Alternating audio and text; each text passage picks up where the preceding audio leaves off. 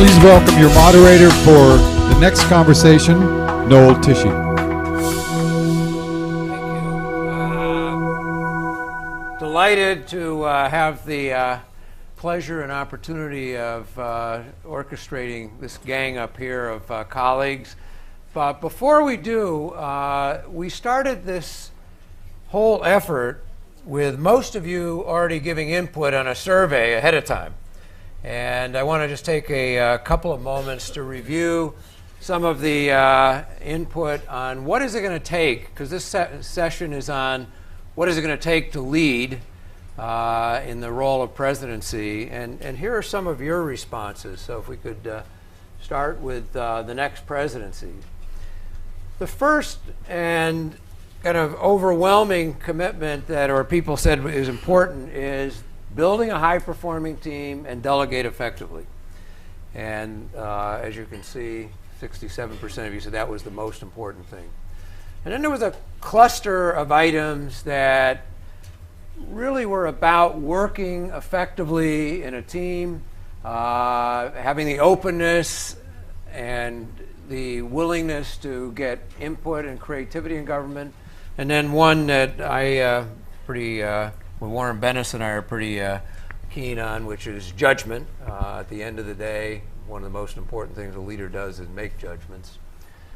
And then obviously setting a long-term strategic agenda, being able to prioritize policy opportunities. 58% of you said that is really important. Then lower down, interestingly enough, was the kind of the team, building productive relationships with Congress, 50%, recruit talented advisors and staff, 50%. And finally, which I found a bit surprising, the lowest one was mobilize public sentiment through compelling vision, personal conviction, skillful use of the media. But let's just use this as a backdrop to a conversation we're going to have from a different variety of lenses up here on what is it going to take to be a leader. And Fred Greenstein, as you will note from his background, has long been a student, kind of a political psychologist on political leaders. And we want Fred to start off giving his point of view and some context, and then we'll pick up from each of our panel members their perspective and their lens on leadership. So, Fred. Well, many of you are probably sitting on my knowledge in that I brought a one-page handout with me, and I noticed that it was put on the seats, but I don't see it on anyone's laps. So what I'm providing is an instant Reader's Digest glimpse at the logic and, to some extent, the specific content of a book I published in its first edition in 2000 and its second edition in 2004, entitled The Presidential Difference, and in its second edition subtitled Leadership Styles from FDR to George W. Bush. And this is a book which has a more condensed version of something like the set of questions that many of us responded to on email, and that I haven't actually seen the spreadsheet because of the angle of where I'm sitting and where the screen is. But in this particular book, I look, having steeped myself over many years in the background that might give me a sense of what made FDR, Harry Truman, Dwight Eisenhower, JFK, and on through the 12 of what are sometimes called the modern presidents, the presidents of the electronic communication era and of the time when government mushrooms and the United States becomes a world power and the presidency becomes physically augmented through the executive office of the president and what's now called the OMB. And had the good fortune to talk to people like a number in this room, Roger Porter, Dave Gergen, about their presidential experiences. Late in this project, I stitched it together by using a kind of simple job description of the qualities that one finds in presidents and other leaders, not just in effective presidents, but the qualities that are also illuminating for identifying things that might lead people to fall short of what you would hope of for an effective chief executive. The chapter titles of this book, which suggests something about the particular interpretive thrust of each chapter, are specific to the presidents, but at the bottom of the handout is a list of 6 qualities, and I'll simply review these and make some references to what has been instructive about presidents from FDR on. The presidency, and I would say this goes back to George Washington. In fact, I've just finished a book that looks at the presidents from George Washington to Andrew Jackson.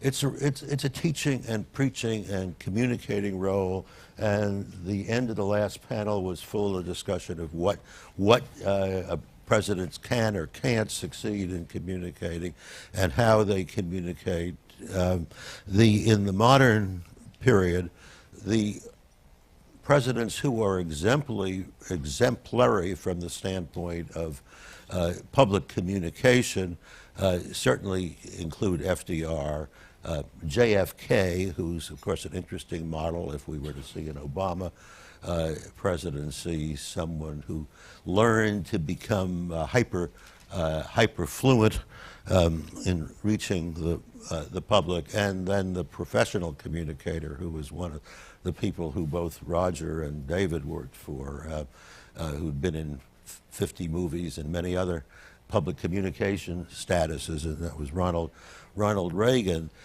Public communication is obvious as you come out of a campaign. It's sort of the outer face of presidential leadership. The interface is knowing how to structure your presidency, to make choices that are going to work, and to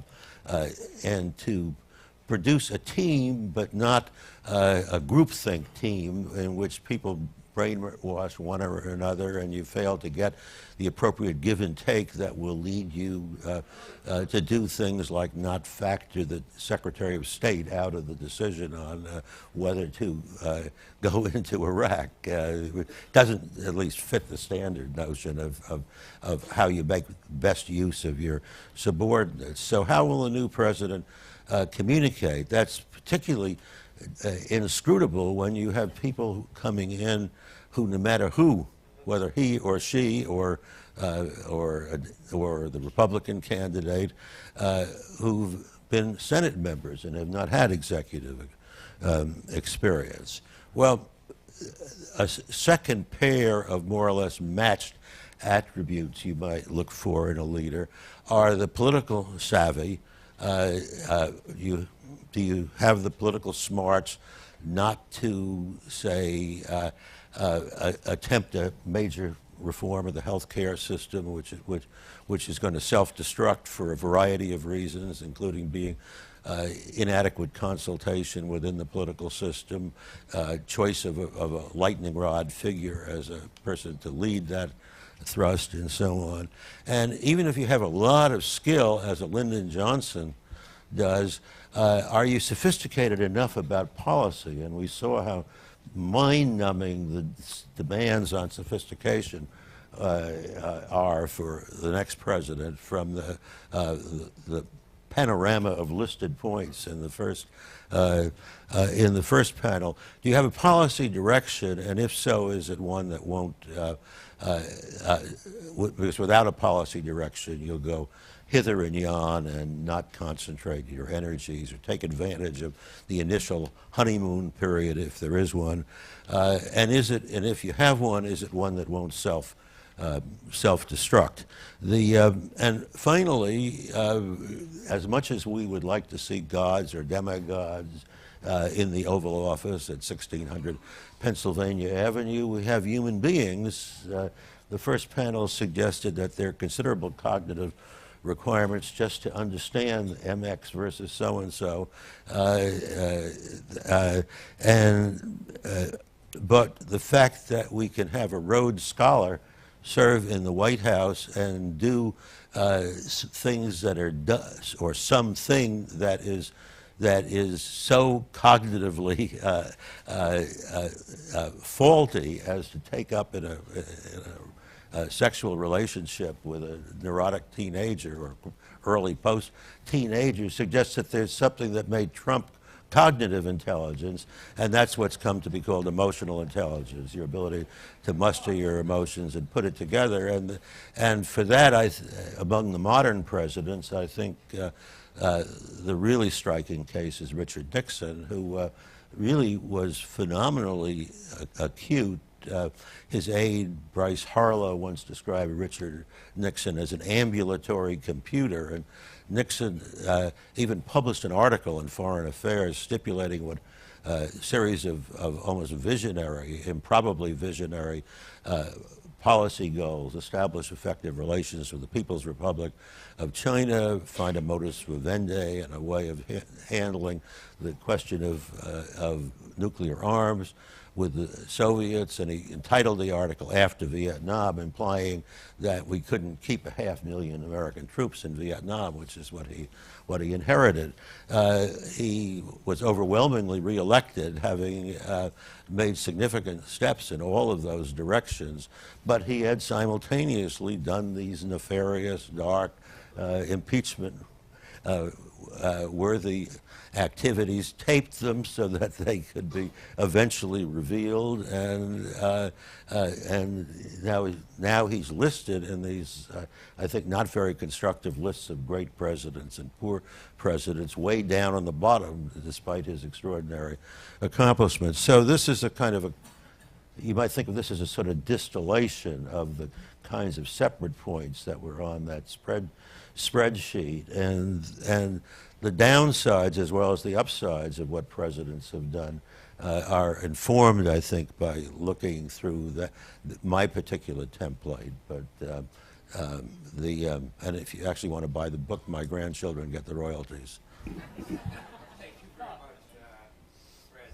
I think this sets a nice context for now looking forward at what we need to ask ourselves are the requirements for leadership going forward as we move into this election. And next, I'm going to have Rosabeth Moss Kanter make her comments. One of the things I said to the panel, I don't know whether it'll work, but we're going to try it, is we really want to create more of a conversation both among the panel and the group in general, given this context. So I've asked each of the panel members at the beginning of their remarks to reflect on the person just before them, and if there's a point where they really feel aligned and in agreement, kind of highlight it, and then flip the coin over. Is there a point of dialogue difference in anything you heard? But at least it'll force all of us to listen to our colleagues rather than sit there preparing our monologues, which sometimes happens on panels. But one of the things I just want to point out before I turn it over to Rosabeth, who's been a great friend and colleague since the early 70s, and some of us go back to then, Rosabeth.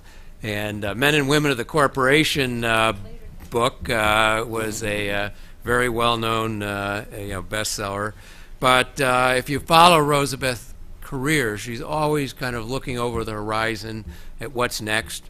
I think her dissertation actually was on communes. Very few people know that.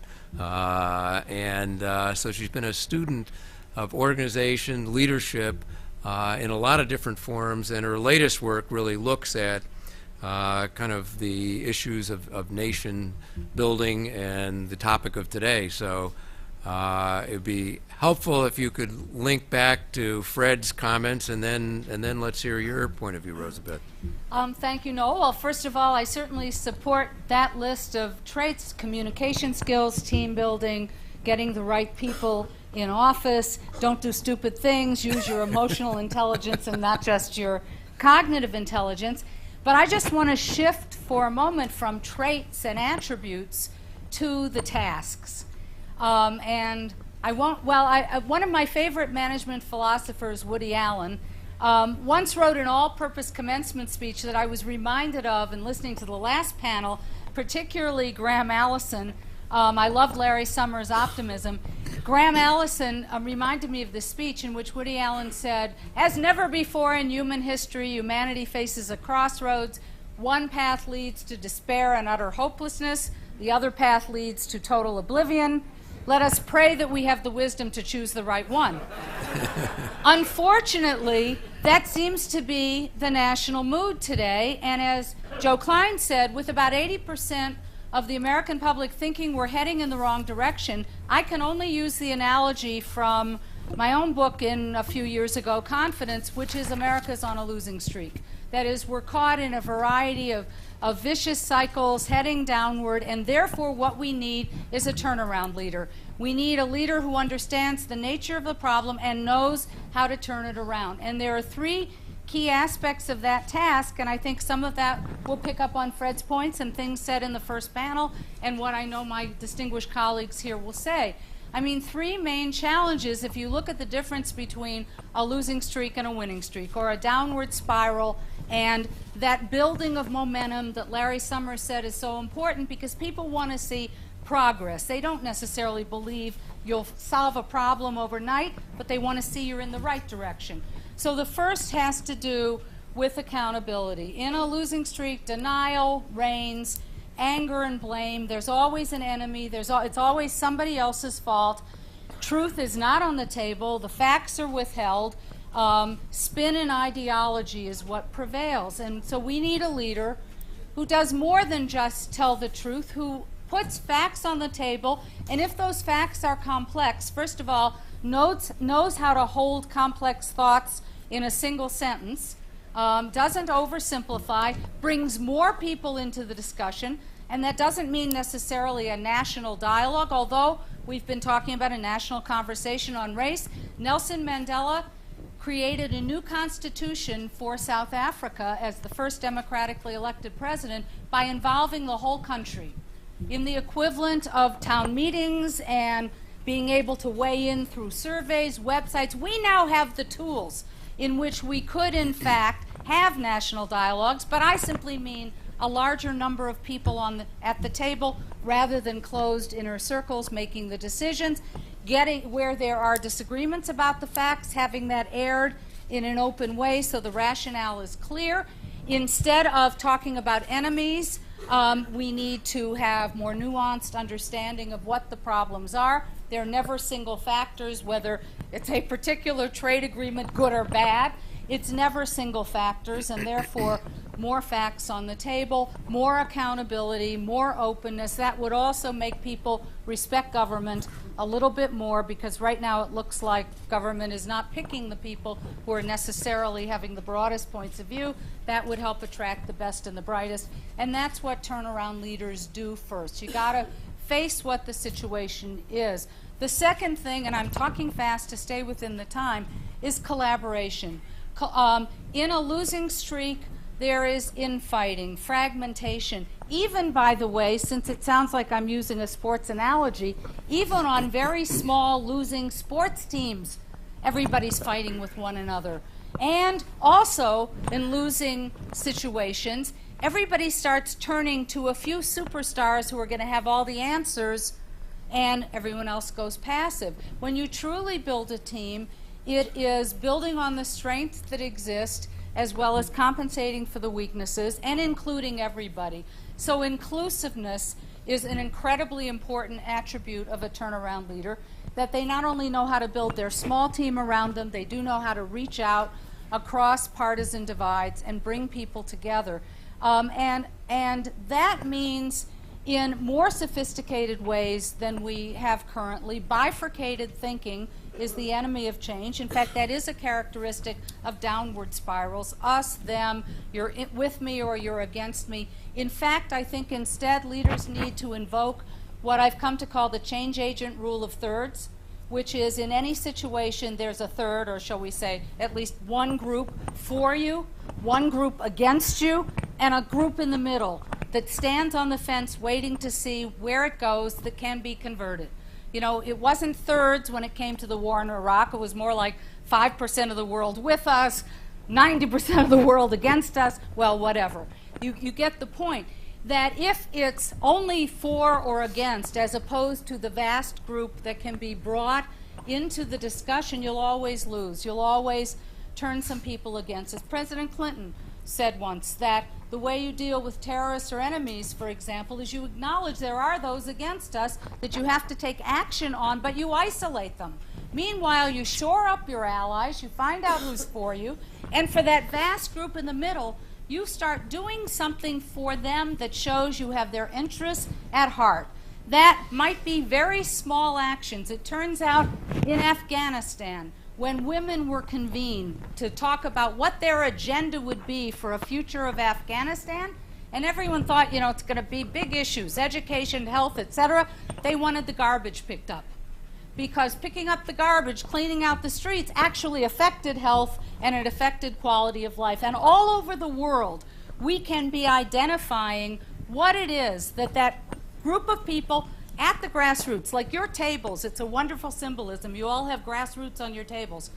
It's the people at the grassroots who are not necessarily sure, and we don't necessarily have to make them sophisticated policy analysts, but we do need to show them that we want to act in their interest, and let's not assume they're against us until we invest in them, and therefore more nuanced thinking with a collaborative spirit inside the country, inside Washington, but also to the world. And my third aspect of a losing streak that we need to turn into a winning streak, it has to do with initiative. In a losing streak, you start to see what has begun to happen in this country, but some of the presidential campaigns have actually awakened a new spirit by mobilizing new people to come out and vote. In a losing streak, people go passive. People feel helpless. If you think about what we heard on the first panel, I sat there saying, gee, I'm supposed to be a problem solver who actually does contribute to policy in presidential elections, going back with Larry to Michael Dukakis here in Massachusetts, where, by the way, when I was asked what office would you want if he became president, I said Ambassador Martha's Vineyard. But what happens when you listen to that litany of problems that seem so overwhelming, which is what goes on in a losing streak, people go passive. There's a psychological phenomena called learned helplessness, where you begin to feel like the Woody Allen story, whichever way you jump, you're going to get punished. That only makes it worse, of course, because then everybody, that creates demagoguery, because everybody is willing to give their allegiance to the first person with a plausible ideological explanation for why the enemy is doing that to us, to me, whoever the enemy is. That's why I don't like divisive populist rhetoric in this presidential campaign either. So what a turnaround leader does is they rebuild initiative toward innovation. There are in America right now models that are solutions to every single problem we face. For every problem we have, somebody somewhere, some social entrepreneur, some educational entrepreneur, some intelligent startup alternative energy company has a potential solution. First of all, leaders have to believe in the power of the grassroots, find those solutions, make them models, help scale them up. They believe in the power of the people, their inventiveness, their imagination, and we talked in the first panel about calling for sacrifice. That's the wrong word. I definitely believe we have to deal with the inequality problems. We shouldn't be calling for sacrifice. That again sounds like go home, close your doors, and give something up. We should be calling for involvement, for contribution. And that's what some of the great presidents did. We invoked John F. Kennedy, ask only what you can do for your country. We need to take national service to the next level. We need to get people involved in seeing that they can do something, however small. This is how companies turn around too. Ideas at the grassroots, however small they seem, those small wins sometimes become big wins, but it gives people efficacy and the belief that they can make a difference, and that will restore the confidence of Americans that we can solve these problems of the world, because they have to be solvable unless we give in to the other problem in America right now, which is governing by fear, but also a belief in apocalyptic thinking, where we're at an end game and it's the end of the world anyway. If we don't want to get mired in apocalyptic thinking, then we've got to get moving, and we have to have a president that tackles those three issues of accountability, collaboration, and initiative on the part of the citizens. It's not all up to them in Washington, it's also up to us. We need to be empowered at the grassroots to get things done. Thank you, Rosabeth.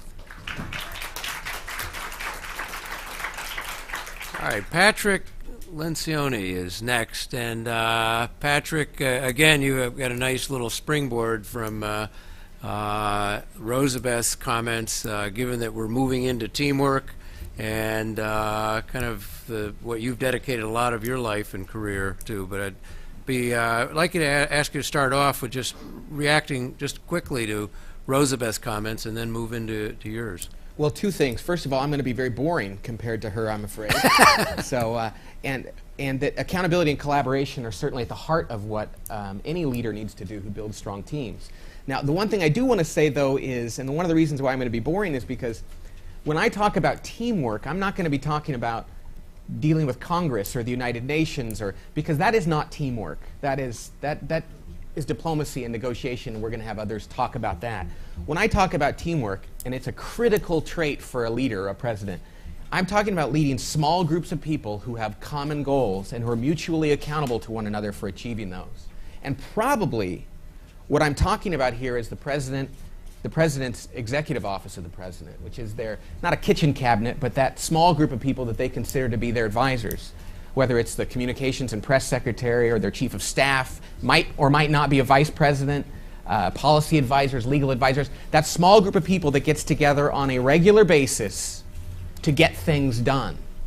And the task facing a president, I cannot imagine any CEO, I work with CEOs and leaders in sports and military and academia, I cannot imagine a longer list of things that they have to take on. And so their ability to take a small group of people and accomplish a great deal in a short period of time is probably greater than any other job I can imagine. And I was glad to see that team building was listed as the highest trait that people thought that a president must have.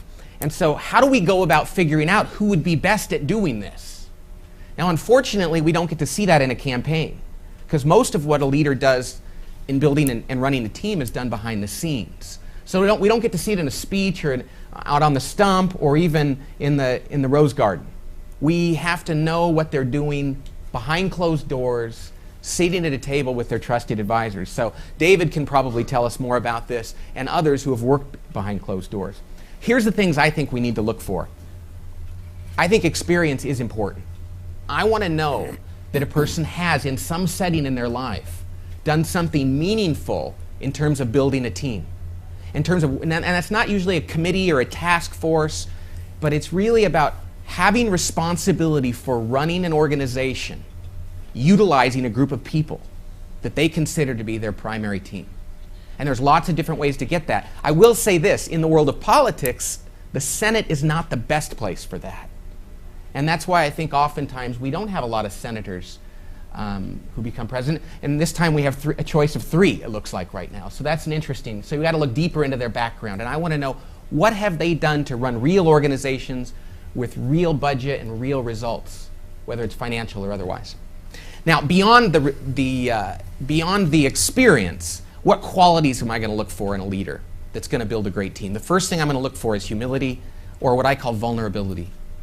The willingness and ability of a leader behind closed doors with their team to admit when they don't know something, to acknowledge when somebody on their team has a better idea than they do, to apologize when they've made an error, and to ask for help. Now, this is not something, again, we fake in a speech. And it's very tempting for leaders to want to fake vulnerability. What I'm saying is this: behind closed doors, can they look at someone and say, teach me more about this, or I have no idea what I'm doing here, or I need your help? Because groupthink, as people have said before, is often, I think, founded in ego, which I'll talk about in a second. So vulnerability and humility, because that's what builds trust on a team. People do not trust leaders that they work for that have no capability of being vulnerable or humble. Now, that is important because it enables us to avoid the next problem on a team, and that is the fear of conflict. I want to know that my president, my CEO, my Boy Scout troop leader, my soccer coach, I'm the soccer coach actually, so that's me, behind the scenes can tolerate and invite conflict with his or her team. Because when I know that there's a team that doesn't argue behind the scenes, that is not passionate in their deliberation with one another, I know that they're leaving goodness on the table and bad decisions can be made. So it's that trust that comes from humility which enables us to get conflict. Okay? You need to know that people on your team are willing to look you in the eye, no matter if you're the President of the United States or the 5th grade teacher, and say, I don't think that's the right thing to do. Okay? Now, the next quality I look for in a leader is someone who, and this is the most lacking quality we find in most CEOs and senior executives, and I'm guessing it's true in politics as well, that can hold their team members accountable not only for the results of their actions, but for their behaviors. And when you're the President of the United States or the CEO, we're talking about peers. We're talking about people that may be older than you, that are probably smarter than you in at least their area of functionality. And you have to be able to turn to them and say, I don't like the way you're doing that. Now, when a leader can't do that, we find that they usually fire people without having communicated, and that breaks down a team. I want to know that a president can turn to somebody and say, the way you're dealing with your staff on this is not going to work, or the way you're talking to the media has got to stop. And if a leader can't do that with their peers, that's going to break down the team. And the final quality I'm going to look for gets to ego. And that is, I want someone who has a distaste for ego and an obsession with results. Now, unfortunately, what I wrote down when I was listening to Rosabeth Moss-Kanter is that I've always felt, since I was a little kid, that the best president would be someone who probably didn't necessarily want to be the president. And that we would go recruit them and ask them to serve. And that very possibly, someone who really aspires to be the president might not be capable of having such a distaste for ego.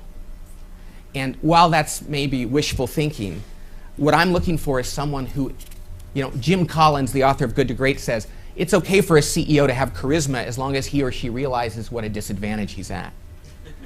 And so I think when it comes to building a team, charisma and the ego that can go with it can be a great detriment. So those are the things I look for in a leader. Humility to build trust, appreciation for good conflict among the team, willingness to hold people accountable for doing what's best for the team, and then obsession with results, not ego. And I'll just leave it at that.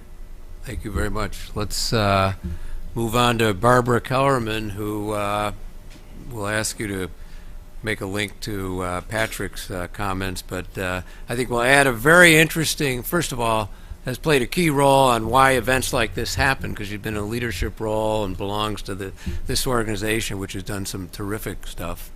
And I think this event is an example of how timely this organization has been on topics like this. But I would like to point out that one dimension we haven't talked about is followership, which is her, I think, most recent book, and I assume part of what we'll hear from you is where that plays a role in all this. But first of all, maybe a couple comments on Patrick. Well, thank you, Noel, and Patrick and Rosabeth. It's, you know, I'm bold enough or daring enough to say that everything that has preceded me this morning falls under my umbrella. It's really true. As I am biting the hand that feeds me, because I've been a leadership person for 25 years and counting. But the more I got into leadership, the more it began to dawn on me that we are badly neglecting the other side of the equation, which is followership. Now, I could go on and on about that, but I will suffice it to say that my comments, and really it refers to so many of the things even that came up in the first panel, including the impossibility of governing, the frustrations we feel. And I have to say that the last 7 years, I'm trying to be nonpartisan, but the gap now between the American president and the American people and the rest of the world, the disgusting, depressing decline in trust, that is an issue, guess what, of followership, of paying attention to those various constituencies, and the best way to think of these constituencies or followers is in a set of concentric circles. So the immediate constituency or set of followers would be your immediate team of advisors. So the conversation, though, doesn't particularly change when you're going out in these concentric circles. Nowadays, by the way, the concentric circles include the world at large. We've been talking primarily about the American political context, but in this day of technology impinging on every single thing that impacts on relations between leaders and led, the American president is being watched as never before. And not only by other leaders, but by activists, participants, followers in different countries that are emboldened as they have never been before to take on their leaders. And I could give you example after example, but I won't take the time to do that. Let me briefly, and Noel, you're going to have to give me a bit of a cue here with the 8 minutes, although I, like my predecessors, will talk fast. I want to set this contemporaneous discussion, at least briefly, in an historical context. It has always been difficult to lead within the United States. I'm now talking about leadership in America, not leadership worldwide. One of my predecessors this morning cited Alexander Hamilton. This was Roger Porter. And he talked about Hamilton, who did feel strongly about a strong executive. But much more to the point of our conversation, and much more to the point about the difficulties of presidential leadership, is this quote from the Federalist Papers, which shows how incredibly careful the founders were to make certain the executive would not have too much of an opportunity to lead. And the comparison filters all the way through because it's always to the King of Great Britain. The President of the United States, this is trying to sell the Constitution, would be liable to be impeached, tried, and upon conviction of treason, bribery, could be in effect dismissed. The person of the King of Great Britain, on the other hand, is sacred and inviolable. There is no constitutional tribunal to which he is amenable. So the contrast was made from the very start between a leader who can really lead, do what he wants, command and control, and a leader who has to earn it. Now, there's one other colleague of mine that I want to cite in this general regard, and that is a man by the name of Samuel Huntington, who wrote what I consider a fabulously pertinent point to relations between leaders and followers in the American political context.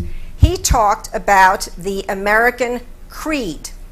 Dissect these words, if you will, and then you tell me how easy it would be to lead in a context, in a political culture in which these words dominated: equality, liberty, individualism, constitutionalism, and democracy. To quote Huntington, in sum, the distinctive aspect of the American creed is its anti-government, anti-authority character. Opposition to power. You try leading when opposition to power is how everybody's thinking, and suspicion of government as the most dangerous embodiment of power are the central themes of American political thought. Okay. What is to be done, as Lenin said, 1903? What is to be done? He talked about making a revolution. I'm not talking about making a revolution. I am talking, though, about how do you lead in a political culture which has been so anti-leadership since its inception.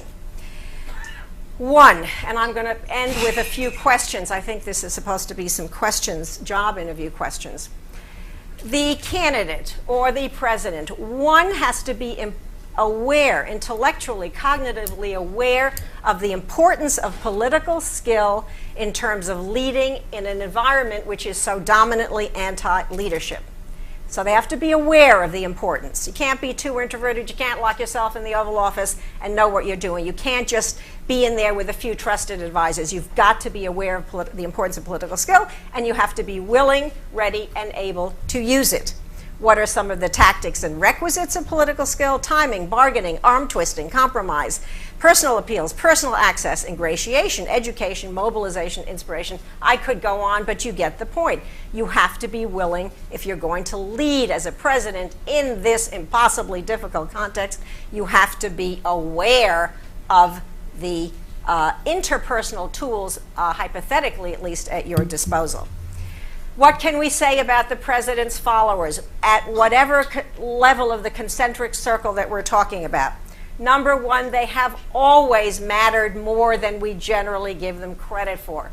We are fixated on the president. Just watch MSNBC, for example. We're fixated on the president just as we're fixated on leaders generally, and that is a misunderstanding of what really happens. Because of changes in the political culture and in the culture more generally, and I'm particularly talking about what happened in the 1960s, all those revolutions, if you will, from the bottom up, followers are more important now than they have ever been before.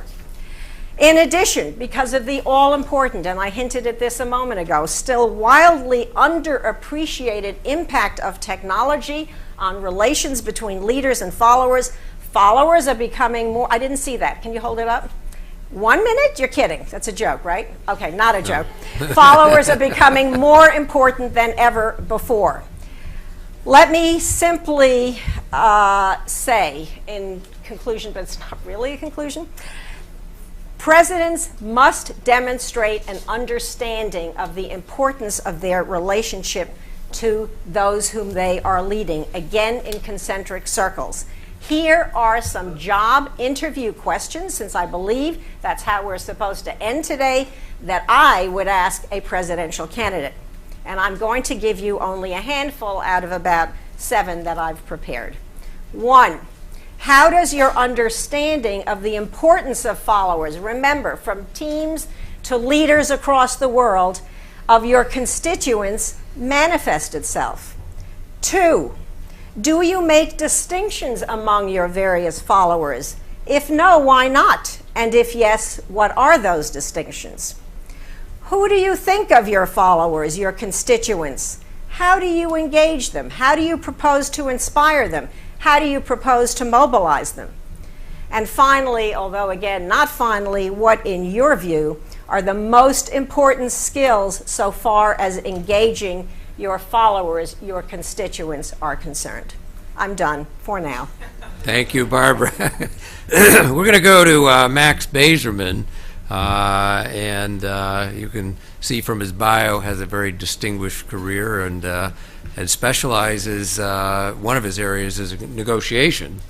And if you want a role that's going to have to deal a lot with negotiation, let's look at a president's role. But before you start, maybe you could make a few comments on Barbara, and then let's hear from you, Max. Happy to. To begin with, my experience is almost the opposite of Barbara's, because she subsumed all the other talks under hers, and I would say I came with a detailed presentation on a couple of minor points I wanted to make, and I've been taking notes, and I'm going to give an entirely different talk, because I find that all these so many comments that I've heard this morning highlight the relevance of the small points that I want to make.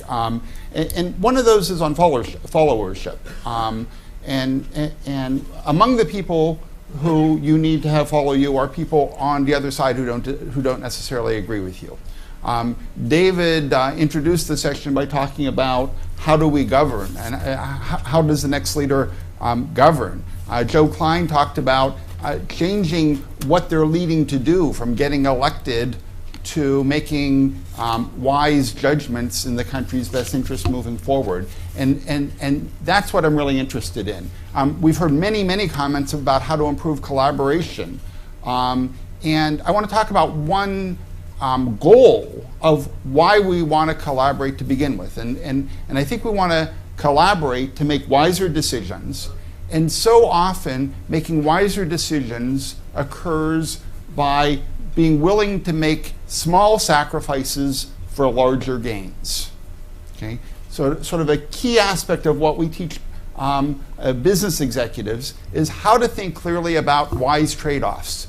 And wise trade-offs often a short-term sacrifice for a larger long-term gain.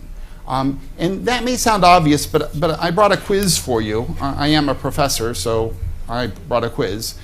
So I'm going to give you two options, and I'd like you to listen to the two options, and you can think about which one you like better.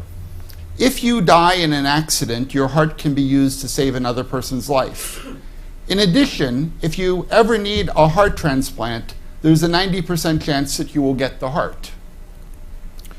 Option B, if you die in an accident, you will be buried with your heart in your body. In addition, if you ever need a heart transplant, there's a 45% chance that you'll get the heart. Now, I find this an easy one. I pick A, the vast majority of the world picks A, and our country picks B. Okay? And the solution to move to the wiser choice is we simply change the organ donation system from an opt-out system rather than an opt-in system. Right now, you needed to decide to opt in to the donation system rather than having the default be that you are in while still allowing you to opt out. And there are many European countries that are well above the 90% figure by making a relatively minor change. Now, is there a sacrifice? Yes, there's a sacrifice, but there's a far larger gain that we get. And I would argue that our nation is filled with these opportunities of low-hanging fruit that wise government should be able to go after. Dick Thaler and Cass Sunstein have a new great book out called Nudge about their libertarian paternalism strategy of how to create defaults that still give people unlimited options but lead to wiser decisions. And Thaler has demonstrated how this can be used to improve retirement strategies to a dramatic degree. We want a leader who captures those insights and creates systems around them to create wiser trades. But it does require some sacrifice. And what I liked about Joe Klein's comment is the reason we want to sacrifice is because the gains are going to be larger than the sacrifices. Okay? And I think that that's an absolutely critical point. But oftentimes, we need to deal with people on the other side. And prior to the current administration, we had some interesting systems in place. In the land preservation world, we had something called habitat conservation plans led by Bruce Babbitt, where landowners could get exemptions from the Endangered Species Act, but in order to get these exemptions from the letter of the law, they had to create a plan that created overall net improvement for the environment and for economic interests. I think that there are dozens of opportunities in government where we can make very wise trades between two seemingly disparate elements, but we failed to do that. Within EPA, we had Project XL that had similar properties. I think something on the opposite side is Sarbanes-Oxley, where people talk about, is it too little or too much? And I would argue it simply missed wise trades. It was a bureaucratic nightmare that's imposing costs on corporations, not because it's too much regulation, it's not even the right regulation. We didn't come up with the wise trades when we were putting together that piece of legislation. So we want to create a mentality of when we interact with the other side, the people who we want to follow our leadership, who aren't necessarily in sync with our views, that when we go back and forth across the negotiation table, we're creating value rather than destroying value in the process. Too often, we do exactly the opposite. Okay? We take small gains in return for large losses because of the role of special interest groups and how that destroys the negotiation that needs to occur in Washington. I want to close by telling you a vivid episode when I was when I was around a table with 12 senior colleagues at the Harvard Business School. And the question under discussion is, what skills and competencies would we like our MBA students to have? And my colleague to my right, who you'll notice can have interesting things to say on a variety of topics, her response to this was, I would like our MBA students to have the skills and competencies so that before they invade a country, they have already thought about what they will do next.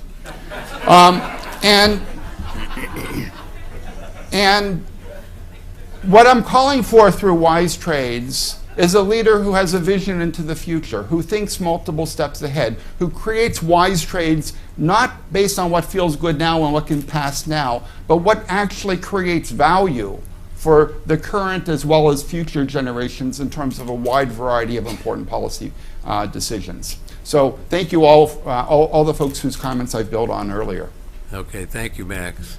Let me set the stage for Bill George, who some of you may think is a professor and author at Harvard, but if you go back, as I have in his career, I think I first met him when he was executive at Honeywell, but I learned a lot more about Bill George. He obviously retired as CEO of Medtronic and had an incredible run there as CEO.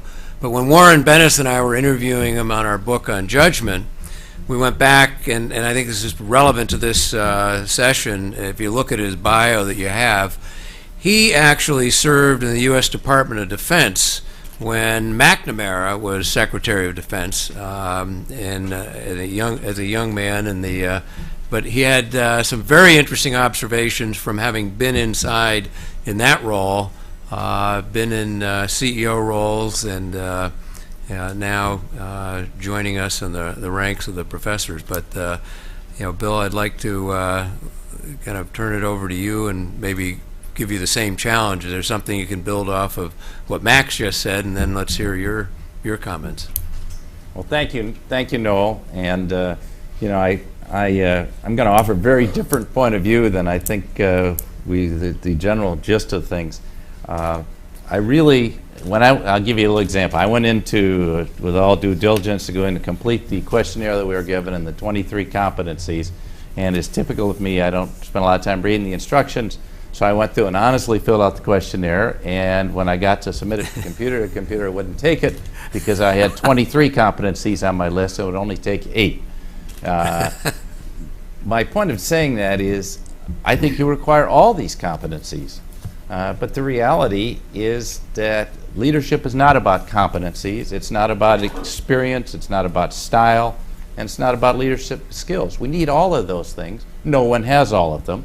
And, of course, the key there is surrounding yourself with people who do. Max is talking about negotiation and getting to win-win solutions. I'm a huge believer in that, and I think you do it through collaboration. But I confess, in my business life, I'm not a great negotiator because I'm too eager to get to yes. And so I need someone alongside of me who can be the hard-nosed negotiator to go through 58 points because I'm too quick to get to the final point and the end conclusion. And I think we all need to surround ourselves with people that are very wise. I think, what is leadership then about? And all my studies suggest it's about the authenticity and character of the leader. And if you think about qualities like judgment, like courage, like integrity, like authenticity, these are not competencies. You can't send someone out, one of my students, and say, go have courage. This comes from the essential character of the individual. And I think that's what we should be looking at in these candidates. If they're driven by anger or a sense of deprivation or a need for adulation of the masses because they feel an emptiness inside, when it comes to the test, they're not going to perform well. Arguably, Richard Nixon had the finest resume of anyone to become President of the United States. But he failed, probably more than any president's ever failed, because he lacked the internal, if you will, sense of who he was and authenticity. And I think that really brought him down. And I think that authenticity requires a high level of self-awareness, knowing who you are, and, as several others have mentioned, being willing to admit your mistakes. This is very hard to do. Can you show vulnerability? I often get asked when I give speeches, presumably on business leaders and why we need authentic business leaders, the question is, could we have an authentic leader in the White House? And until recently, I would always say, I don't know, with a nod to probably not, the media won't let us because they're going to tear apart someone's weaknesses or admitted mistakes. You recall in the presidential campaign of 2004 when George Bush was asked, had he ever made a mistake? He said he actually couldn't think of one. And, I think, this is because of fear of being, will the public accept me as who I am? We all make mistakes, and I think part of it is acknowledging to ourselves that we have these weaknesses. How else, Pat, can we surround ourselves with a strong team until we acknowledge we don't have these skills and capabilities? So I think it's much more about an internal suggestion, as you did, willingness to be vulnerable, at least to those close to you, and to surround yourself with people who can shore up your weak suits. Now, I'll give you an example that Noel suggested. When I left Harvard Business School and graduated at the ripe age of 23 in 1966, nobly with 11 colleagues went down to the Department of Defense to work under Robert McNamara and supposedly supporting the war. And within about 60 days, all of us realized the great flaws in this war. But what I saw there, and David Halberstam wrote about this, the best and the brightest people, and they were extraordinarily bright people. They all thought very much alike. They all had very similar experiences, and they all took the country off the cliff together. In other words, they all marched off the cliff together.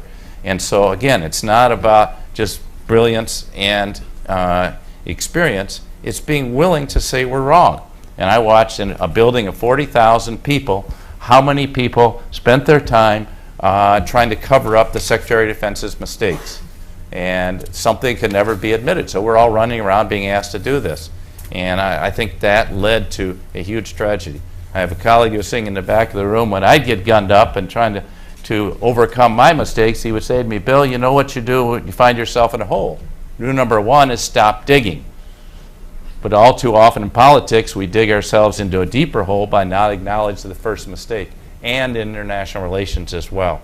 So I'd much rather see a president who can acknowledge who they are and can be vulnerable and can have passed those values tests, but comes from an intrinsically strong place because they've dealt with their crucibles in life, they've dealt with their difficult times, and they really know who they are at a deep level. Now, I think, fortunately, the two leading candidates, one in each party, appear to be those kind of people that are quite authentic, and I think we may just actually have a potential for a debate on the issues. Wouldn't that be wonderful if we could do that? But I'd like to suggest, finally, something about power, because I think we've written so much about the powerful leader, and we look at power as like a pie to be distributed. If I give my power to you, I've given some away. So we need to maintain power over other nations, over other people, over other parties, and I think that's a flawed notion. I think what we need in a president is someone who's self-confident enough to be empowering to other people. And I don't talk about followers in my book because I don't believe in leaders and followers. I believe much more in empowering other people. And then empowerment comes more a quality that's more like love. It's infinitely expandable because you can empower people. We need someone to, we all have our best side and our worst side. We need a leader who calls to our best side to empower us to step up and lead across the country, and frankly is willing to collaborate with other nations and people in other countries to get solution to these great global problems like energy and the environment, education, healthcare, not one of which can be solved strictly by the United States. We do need to say nothing of global peace and global poverty. These require collaborations, and I think if we can bring people together around an empowering sense of leadership with a very authentic leader, then I think this nation will be far better off. Thank you, Bill. We're going to move to engage the audience on this, and I just wanted to add one other dimension to our conversation. One of the people who is not here because he's not able to travel right now so well is Warren Bennis, but I want to bring his voice here. Warren and I did a editorial in the Wall Street Journal in November on the presidential election based on a book we just finished on leadership judgment. We basically said, between us, what's missing in the leadership dialogue is any serious wrestling with the issue of what leaders do around making three kinds of judgments. People, who's on the team, off the team, strategy, what mountain do we climb, and when there's a crisis. And we said, no matter whether you're a president, a general, CEO of a company, Joel Klein running the New York City school system, those are the three most important judgments you make. And so we went out on a journey of spending a lot of time with leaders like Bill George, asking him, how did you make some of those judgments? And so we tackled in an editorial, not that we had any answers, but we raised some questions on the presidential selection. And Warren, being the historian that he always comes up with interesting quotes, found a Ted Sorensen quote where he said, "I cannot emphasize how important that elusive quality is, far more important than organization, structure, procedures, and machineries. These are all important, yes, but nothing compared to judgment." And I just wanted to add the lens to our dialogue here of what we're really making our individual judgment in as voters is how well the leaders we put in place are going to make the judgments around who they surround themselves with, how they deal with the complex strategic issues, which the first panel clearly framed, from economic to geopolitical to educational, healthcare. And then we all know that as leaders they're going to face crises. How well equipped are they to handle those? So I wanted to add that lens, and my assignment was to also go back to Bill George, and I think without that authenticity, without character and courage as the foundation, none of this other stuff matters as far as I'm concerned. And I think that's another kind of discussion we need to have as we look at the next leader who's going to lead this nation. But let me now turn it to some more active dialogue, and Rod Kramer is going to lead off with some comments. Rod's a professor at Stanford Business School and certainly done a tremendous amount of work on leadership. And Rod, I'd turn the microphone over to you, and let's engage this gang up here. Oh, thank you very much, and it's great to be here. When Donna and David invited me to be a first respondent at this panel, I was very excited and happy to say yes. I always say yes to things because I find good things happen when I say yes to David and Donna. But then I realized I actually had no idea what a first responder is. The letter was very formal and it was capitalized, first responder. So like a lot of academics, I decided to do what I do when I have some sort of conceptual uncertainty in my life, and I Googled first responder. And here's what Google says a first responder is. The first responder shall be, and notice the use of the biblical imperative, shall be responsible for the administration of CPR and other essential medical interventions, shall be responsible for stabilizing the scene, and shall be responsible for coordinating the activity of subsequently arriving medical and emergency personnel. So I was very flattered, David and Donna, to be asked to do this. And should anyone need CPR or stabilization, I'm happy to provide that.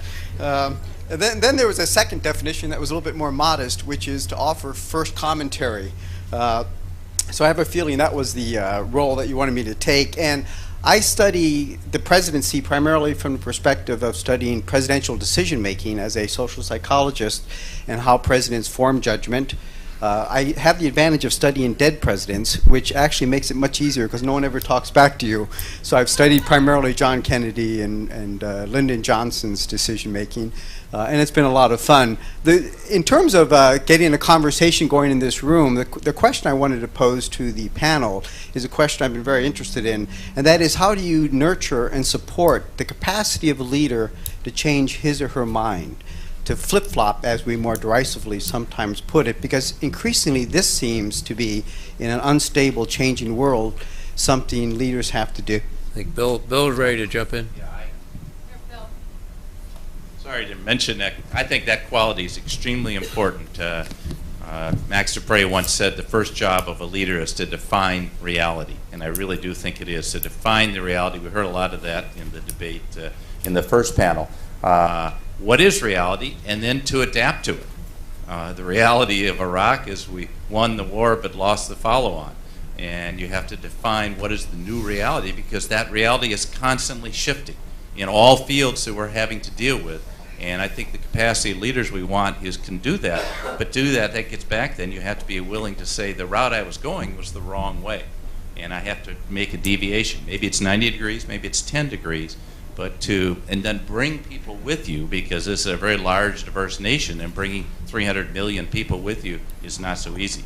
But I do think leaders need to have the wisdom, and this is a quality of wisdom, to find reality and then the matter of the heart, which is to have the courage to adapt to it.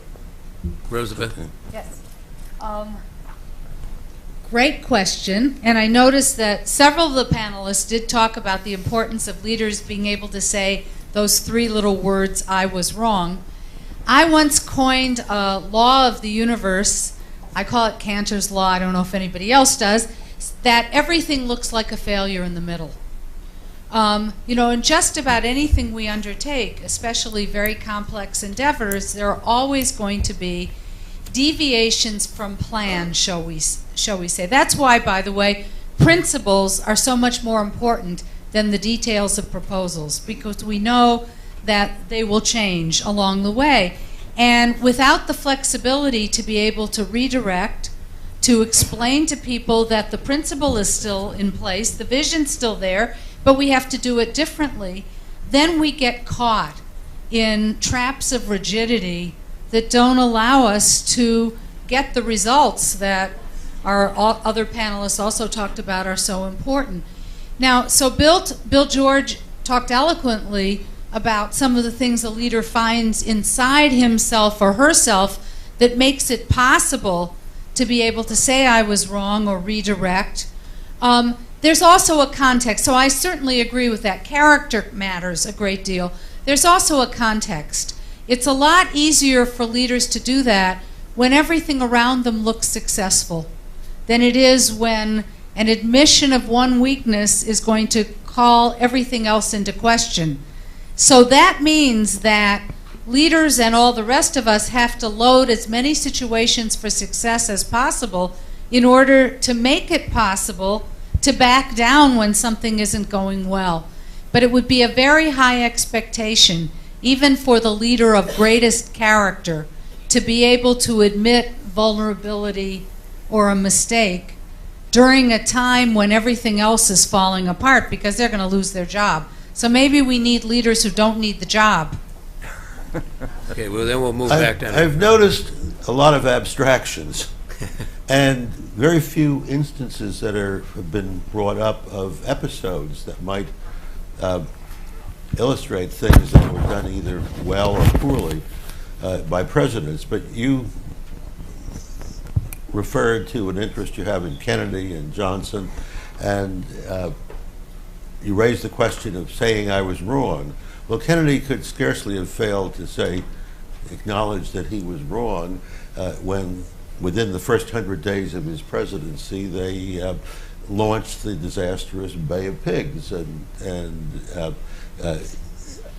even the very early memoir literature was full of things about just what a downer that was, and how he said various things about how frustrating it was actually to be president rather than to campaign for president. But he did say he was wrong, and whether it was humility or whatnot, I think it was a survival impulse and some acuteness and a rather unusual detachment that Kennedy had that led him to say, what can I do about this? Now, he didn't go to what had worked very well for his predecessor, Eisenhower, namely a more structured decision-making process in which all the diverse options were forced to the forefront so that they were argued intensively and well defended. That was not quite in his mode. But as an acute politician, he rejuggled certain things. He brought McGeorge Bundy into the White House rather than leaving him next door in the old executive office building. More important, he put his two closest aides, Ted Sorensen and Robert Kennedy, in on all decision-making, particularly foreign policy decision-making, and put them in the role of mandatory naysayer, where they would look for the worst possible outcomes. And I think it's generally conceded that this paid off in the episode that Graham Allison established himself for writing about, although actually Allison's book doesn't discuss in detail what Kennedy did, and that is to insist that everybody debate, to run the debates as long as possible, and to then finally recognized that the buck stopped with him, and there the quality that Noel and Warren have written about, namely judgment, weighed in. His aides were evenly divided over whether to have an immediate airstrike, which in the very plausible worst case, which has now been supported by post-Cold War evidence, probably would have led to an escalating nuclear exchange with the Soviet Union and perhaps the end of life on the planet, or to look for some option that might lead to negotiation or face saving. And this turned out to be the what in effect was a blockade against Soviet shipping and a rather delicate communication process, which Sorensen now writes about in his new and very fascinating memoir. But this was an example of a president earning his keep, and I think looking at actual episodes in the history of the presidency, perhaps going back to the very early presidents, is one way to lend some concreteness to the issues that we're discussing here. Max has, I think. First of all, the first responder who asked the question is probably one of the world's leading experts for answering it. So if we don't get it right, I hope that you'll embellish on the answers to your question. For me, the strange part of the question is what the leader needs to do is to admit that they pay attention to new information as it comes in. Now, that shouldn't be so hard, except I think that we have evidence. Not only do we tend to escalate to a previous course of action, or what Bill George referred to as to keep digging,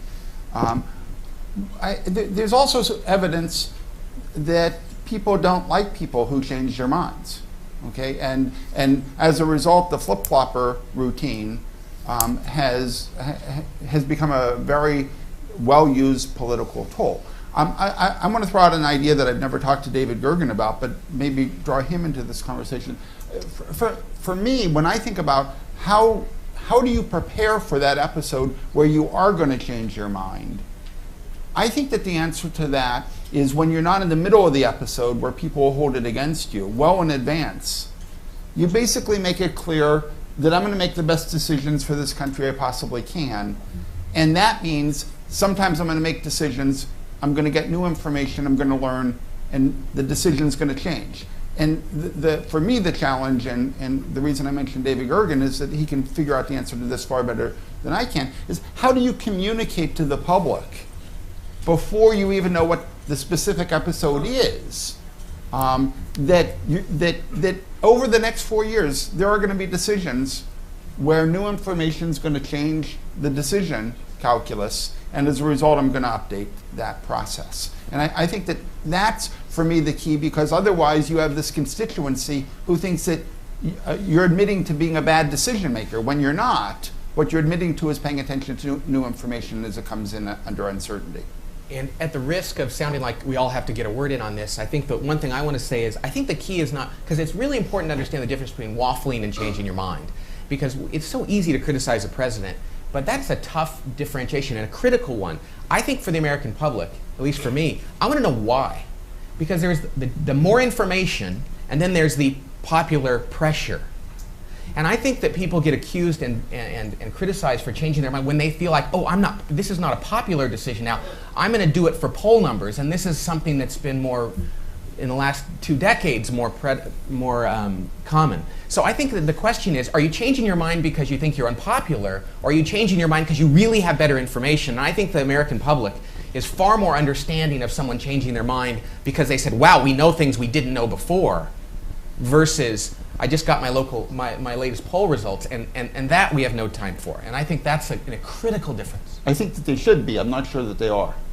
Yeah. I just want to say I don't think you can say I was wrong or change your mind too often. We hold it up here as an ideal. How wonderful to say I was wrong. How wonderful to apologize. But you can do so if you're a leader, especially if you're the President of the United States, only really sparingly. I want to just jump in and ask Fred a question. Fred, on the being the historian here, One of the things I was just wrestling with here is judgment and experience. And you go back to Lincoln, and because we were commenting on people who are senators don't have much experience, and and maybe that's not a good example, but when we look historically, we didn't have a lot of data on some presidents who did some pretty good judgment when they were in as leaders. Maybe you can shed some light on that. Well, there is historic good luck and historic bad luck, and if we looked at resumes, Lincoln would not be the obvious person, but he wasn't chosen by a resume. He was chosen out of the political process, which is full of contingencies and specifics. This was the point where the party system fell apart, where there were essentially four entities. He was a minority president. If you look at his life history, as it's been wonderfully reconstructed in David Donnell's large but compellingly readable book, you see a guy who, coming out of the most meager of backgrounds, somehow became an individual of great depth and subtlety and folk wisdom, who who had acquired literacy not as a child, but bit by bit in fragmentary ways, but had absorbed the rhythms and content of the Bible and Pilgrim's Progress and Blackstone and so on. And there are stories about how when he traveled with other lawyers, people listened to him as he told anecdotes. He had this extraordinary sense of humor. So he was full of qualities. Doris Kearns Goodwin's Team of Rivals book brings out the way in which he could handle these far more august individuals. So, one of his qualities does seem to have been judgment, just as, Kennedy perhaps had a different kind of judgment in the missile crisis. He was a very bright guy who actually read books, and not in a systematic way that mere professors read them, but he'd say, I've got a trip to take, buy me a good work of history to read. And he'd been reading Barbara Tuchman's Guns of August about the net of misperceptions that led to the onset of World War I. And his brother in this posthumous memoir quotes him as saying, well, I don't want future historians, if there are any, to write about the missiles of October. He made the right decision, and I think it certainly wasn't based on polls, but much of the stuff is not based on polls. No one in the public even knew that he'd reconstituted his inner decision group, but it was something that was a sign of effective leadership. David, do you want to? Okay, we got time for two more, I guess. Go ahead. Microphone over there. Good afternoon. My name is Elisa Bassnight. I'm a corporate attorney in New York, former military officer, and I'm proud to say I was a Zuckerman Fellow last year. It's great to have all of the wonderful comments that you shared with us this morning. My question goes to, we haven't really talked about it, is the role of the Vice President. And so many excellent comments about leadership. We've talked about all of the pressing issues from a strategic standpoint in our earlier session and the characters and competencies this session. Given who we're seeing right now as the two front runners on both the Republican and Democratic side, would be curious to see if looking at the character of a vice presidential candidate, whether we should be focusing on how this person's going to help balance the ticket, or whether we should be thinking long term, and how, if we can do a combination, what characters we should be looking at for the vice presidency. Thanks. I think you should call on Dick Cheney. And that's a slip of the tongue.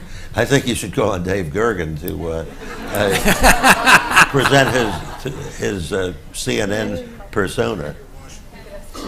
Actually, Dick Cheney is the last case of a vice president who was chosen despite his lack of electoral appeal, because he was thought of as such a bright and acute and perceptive Washington insider. And how that's performed, Mr. Card maybe will tell in his memoirs. But Dave, what is David, what are you're going to... I thought you were recommending David Gergen to be vice president.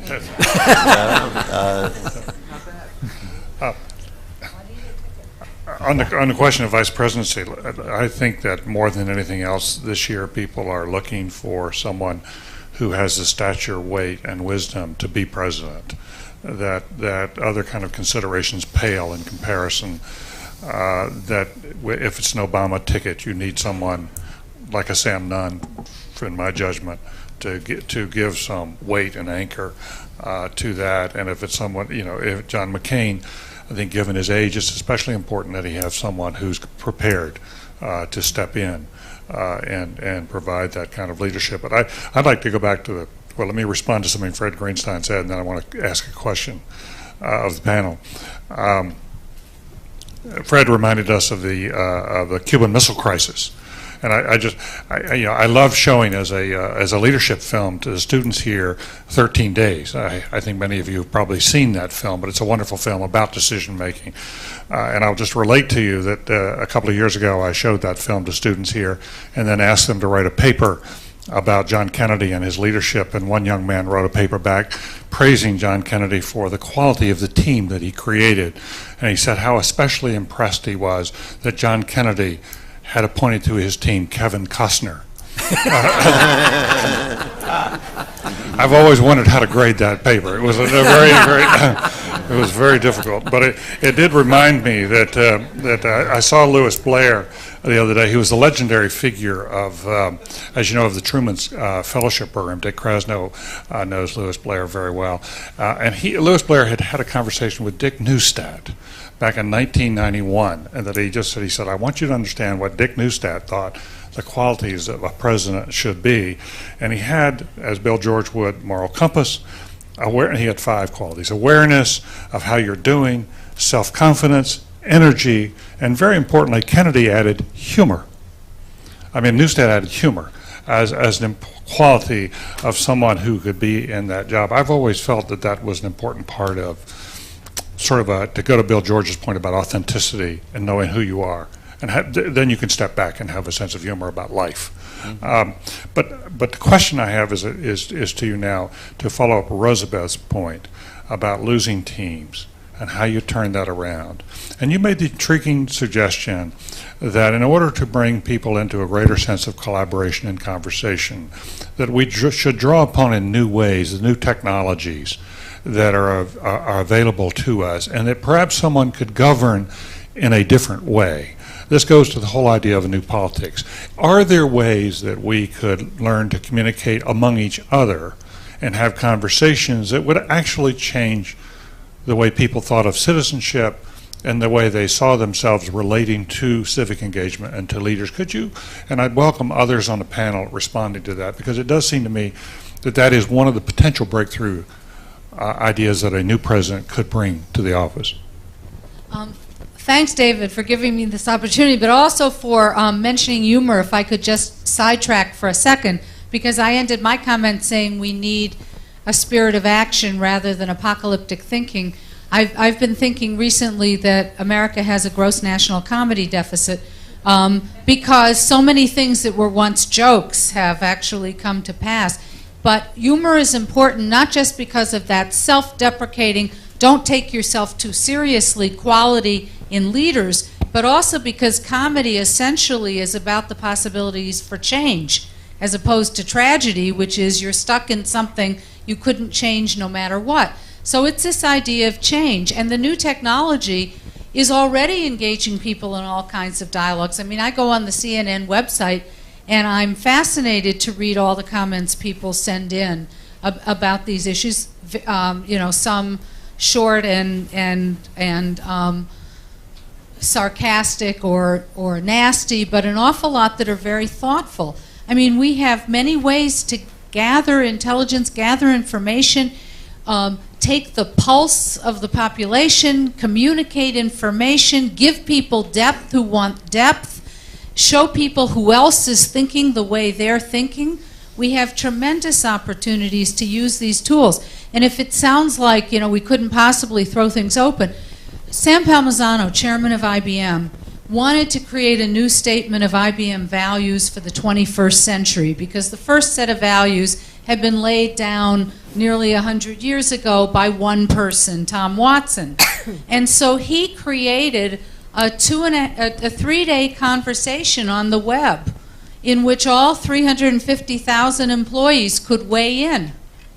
And that was distilled. People commented on each other's comments, and the first day they were a little concerned because it felt out of control, because people were being negative.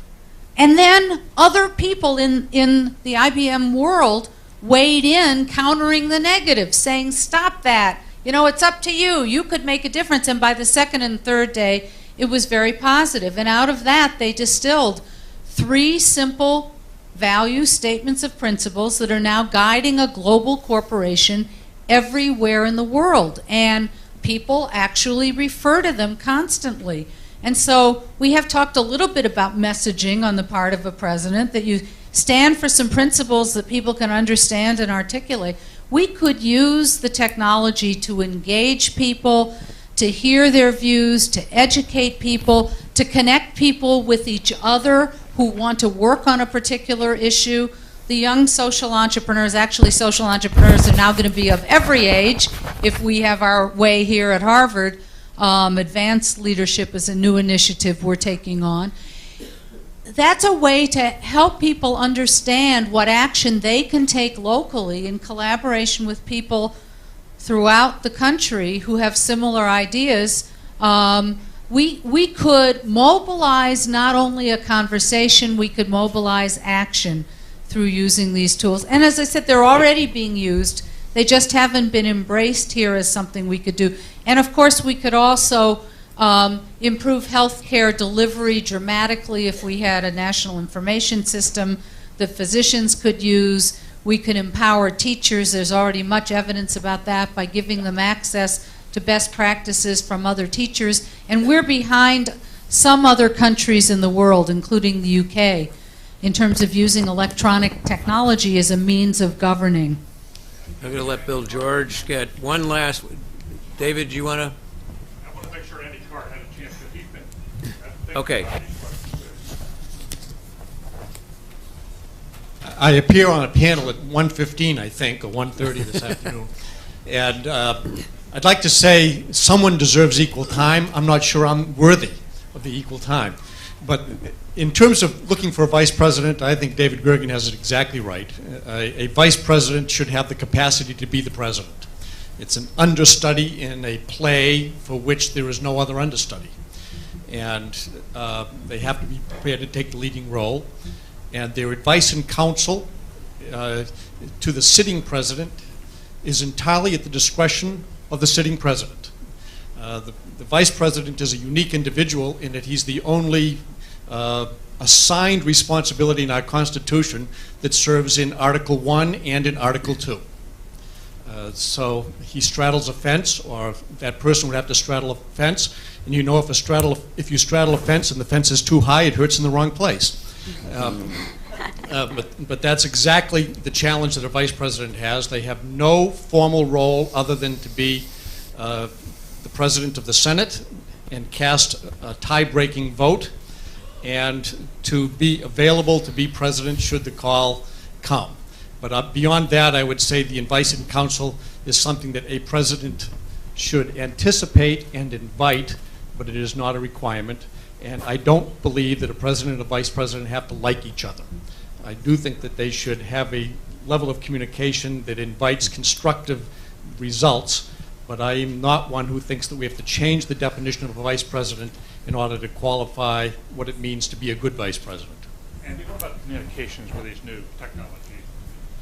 With regard to communications, most of the laws in the United States that relate to the performance of the executive branch were written with an expectation of what communication was like 20 years ago, rather than the communications of zeros and ones today. And because the old laws aren't connected with the reality of the moment, enforcing the old laws creates challenges for a president or anybody who works in the executive branch. Since zeros and ones must be translated, which means they have to be stored and then regurgitated and then disseminated, they fall under a law that says if anything is stored in the White House, then it cannot be destroyed. And that's why you have emails that exist today when thoughts used to not be required to be saved if they were expressed verbally. But if they're expressed in zeros and ones, they must be saved. And that's caused a crisis in communication in the executive branch. And it means that zeros and ones, it's pretty amazing when you think about it. We thought we were pretty darn arrogant that we could take everything and translate it by using 26 letters in our alphabet. We presumed we could describe everything in the universe with our 26 letters. Now we know that we can translate everything with only 2 digits, or an on switch and an off switch. And that is a remarkable achievement because we almost can even describe emotions with zeros and ones by putting a colon and a parentheses. So I am troubled by the delay in our law from the reality of today and how it tempers the ability to communicate inside the executive branch. It has caused people to communicate and wish they could take the words back when you can know that the words may not be remembered, but it is almost impossible to take the zeros and ones back. And they are taken frequently out of context. So I do think the communication today is a terrible problem for the executive branch. And it prevents the president from getting the advice that we all know that the president should be able to get, which is unvarnished. And I find that we have tripped over ourselves with our ability to communicate. And the generation far younger than mine doesn't understand the problem because that's how they communicate. And by the way, the president, who was addicted, if you will, to email before he took office, was precluded from using it once he took office. So he is not connected to the world digitally, except vicariously through others on his staff. Before I let Bill George get the last word, I'm going to use some good judgment and not get in the way of this crowd and lunch. And ask Bill just to share the last comment, and then we'll thank the panel, and we've got to make sure we respect the time this afternoon of the other group. But go ahead, Bill. I think Andy was pointing out a very interesting dichotomy in our society about communications, but I think the other half of that is, picking up your question, David, really is engagement. And I think the new president must really engage the populace where they live. Today's young people are, and old people as well, very engaged in social networking and communicating in new ways. And although I agree fully with Larry Summers' statement that it'd be great if the next president had a strong mandate on values, I totally disagree with the idea that we shouldn't devolve down to a series of town hall forums. I actually think we should. I actually think we should engage people because the kind of problems they're dealing with now, the great 5 problems that I mentioned earlier, are so intractable that we need engagement of the citizenry. They cannot all be solved at the very top. The president has to engage us in solving those problems. It's the only way they can be solved, and I think that sense of engagement and getting people involved. And people love to blog and offer their opinions. Okay, now let's ask them actually to do something. One of the best ideas I've heard come along is let's give, instead of mandatory national service, let's give everyone a $4,000 college credit if they'll engage in public service and broaden national service into public service. That's a way of engaging the citizenry. But I think a lot of people would like to do that. And if we can have a leader who will engage them, I think we'll see a much more empowered populace that can come together and help us solve some of these intractable problems we have in the world. Okay, let me just give you a logistics direction, which will be important to some people. Those who would like lunch, the Regatta bar is to the left, and once we break, we'll have a buffet lunch there, and we are back here at 1:20 let me end by thanking the panel for contributing to this conversation, and we're on a lunch break. Thank you very much. Andy, Bill George.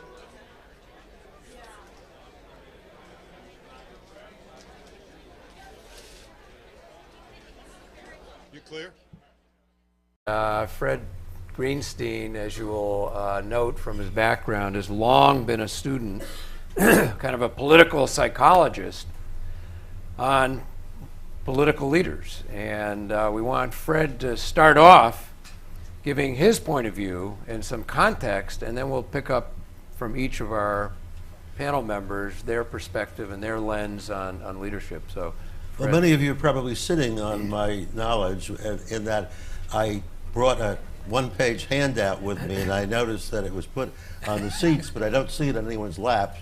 So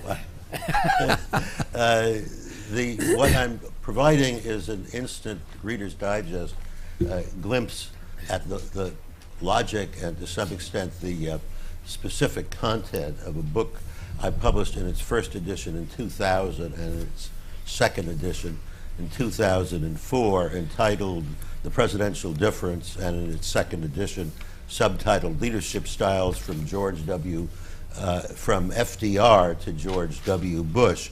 And this is a book which has a more condensed version of something like the set of questions that many of us responded to on email, and that I haven't actually seen the spreadsheet because of the angle of where I'm sitting and where the screen is. But in this particular book, I look, having steeped myself over many years in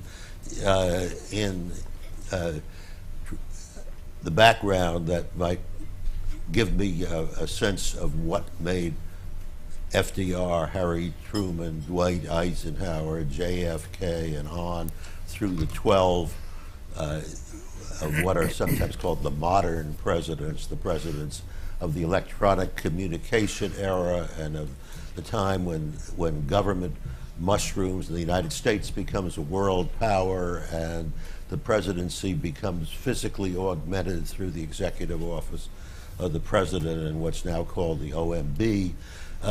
And had the good fortune to talk to people like a number in this room, Roger Porter, Dave Gergen, about their presidential experiences. Late in this project, I stitched it together by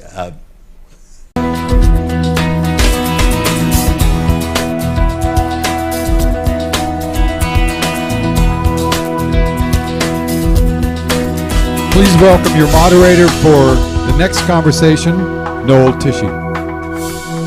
Thank you. Delighted to have the pleasure and opportunity of orchestrating this gang up here of colleagues.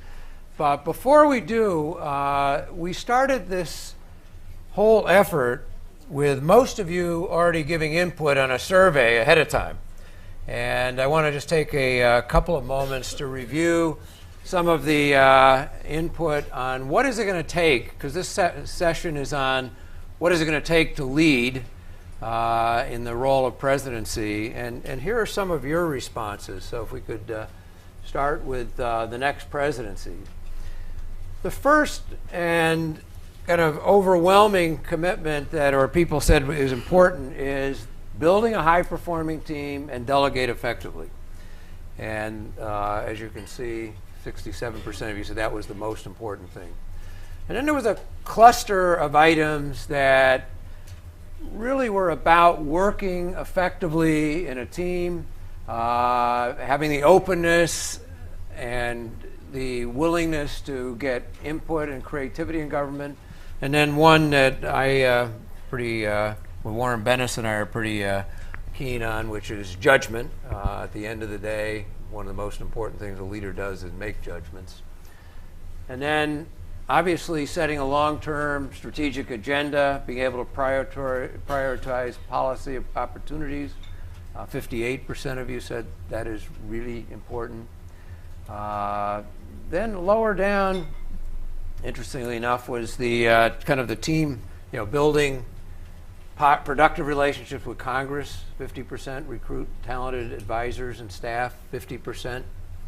And finally, which I found a bit surprising, the lowest one was mobilize public sentiment through compelling vision, personal conviction, skillful use of the media.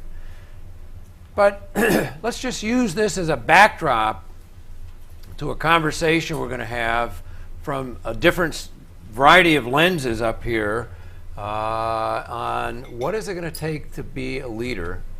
And by using a kind of simple job description of the qualities that one finds in presidents and other leaders, not just in effective presidents, but the qualities that are also illuminating for identifying things that might lead people to fall short of what you would hope of for an effective chief executive.